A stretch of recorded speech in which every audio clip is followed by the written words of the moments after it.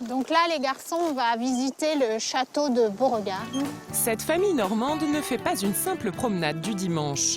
Thierry, Alexandra, Mathéo et Jérémy sont sur la route depuis 5 jours. Ils testent des vacances d'un nouveau genre, la découverte de la France à bicyclette. Ce qui est différent par rapport à un voyage en voiture, c'est le rythme.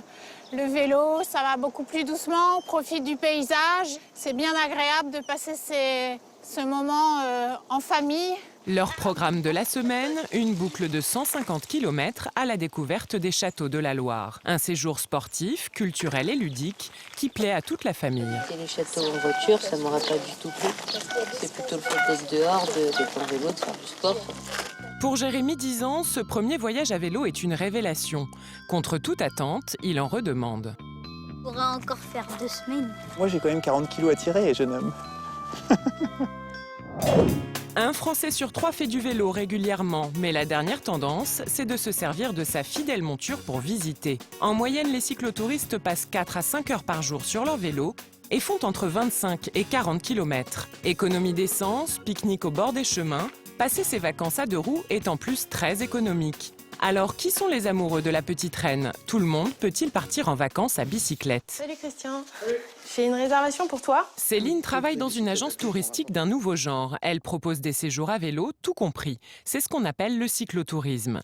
Hébergement, dîner, transport des bagages, location des vélos, itinéraire détaillé et informations touristiques, le tout pour 650 € par personne pour 5 jours. On est déjà à plus 10% par rapport à 2012. On commence par un petit circuit week-end de 3 jours, un petit week-end, et puis après finalement, ah bah tiens, il y a la Loire à vélo, donc ça se passe à un petit séjour d'une semaine. Les itinéraires comprennent des pistes cyclables, mais aussi de petites routes de campagne. Et contrairement à ce qu'on pourrait croire, pas besoin d'être un grand sportif. Vous venez avec vos petits mollets et puis c'est parti. Il n'y a pas de recommandation particulière, tout le monde peut le faire.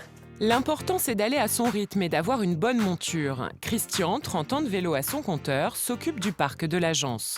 Sa bicyclette de prédilection, ce VTC d'une valeur de 549 €. C'est le vélo idéal pour qu'on puisse faire des randonnées.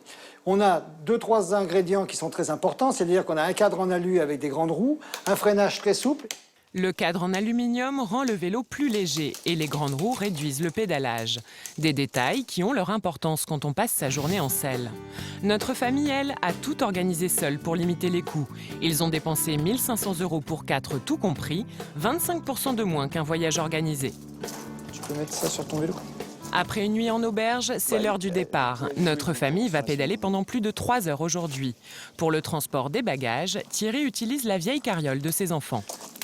Honnêtement, ça nous plaisait assez bien de prendre une carriole et de la tirer. L'idée de porter sa maison est plutôt sympa. La famille aurait aussi pu faire transporter ses bagages. Une prestation payante, 1,20 € par kilomètre, que propose Gilles dans son auberge labellisée Accueil Vélo. Vous descendez jusqu'au Moulin Neuf, après Beauregard, vous avez les petits panneaux. Ici, tout est prévu pour le cycliste. Conseils sur les itinéraires, pique-nique à emporter, local fermé ou même atelier pour réparer les petites pannes. Pour l'instant, notre famille n'en a pas eu besoin. C'est parti pour 30 km de balade. 30 km, ça vous paraît comment? Facile, dur? Mais non, on pourrait faire 70. 70 par jour? Ouais, mais là, maman pourrait pas. Une 30, c'est bien. S'ils avaient fait le même voyage en voiture, ils auraient dépensé la même somme à 50 € près. Mais ils n'auraient pas eu le plaisir de vivre des moments privilégiés. Presque des moments volés, là, au passage du chemin, un petit coin d'herbe, un banc, une table de ping-pong improvisée, et puis voilà, ça crée un instant. Mais tous les cyclotouristes ne sont pas aussi décontractés. Allez les filles, suivez! Arlette, 74 ans, est accro au vélo. Équipée comme une pro, cette grande sportive n'a peur de rien sur la route. Et pourtant, elle s'est mise aux 2 roues il y a seulement 4 ans.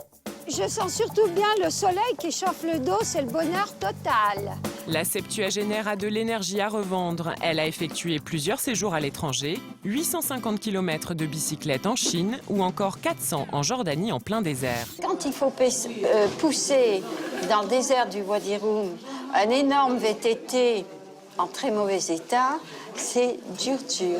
Arlette n'a jamais connu de panne, mais elle préfère anticiper. Avant son prochain voyage dans les Alpes, elle a décidé de participer à un stage spécial mécanique de 8 jours en Auvergne. J'adore faire du vélo toute seule, mais en cas de crevaison, alors là, je ne sais pas me servir de mes mains, je panique. Que faire en cas de crevaison? C'est ce que Gérard, cyclotouriste aguerri, va apprendre à ses élèves. Il faut déjà emmener la chaîne sur le plus petit pignon. Retourner ensuite le vélo et enlever la roue. Pour éviter de se salir les mains, Gérard utilise un vieux rayon recourbé. Une fois la chambre à air retirée, pas question de la réparer sur la route. On en prend une neuve qu'on remplit légèrement. Ça facilite la mise en place quand elle a un petit peu d'air, sinon elle est collée. Il n'y a plus qu'à la remettre en place en triturant le pneu.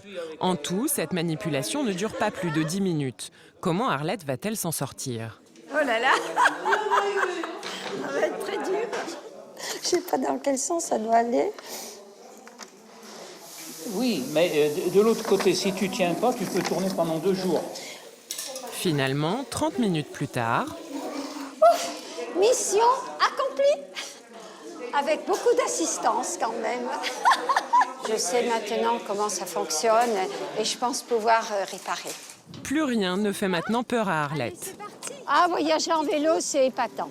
Le vélo, c'est la liberté, vraiment, vraiment. Comme Arlette, suivez la tendance et profitez de votre vélo pour passer des vacances sportives et riches en découvertes.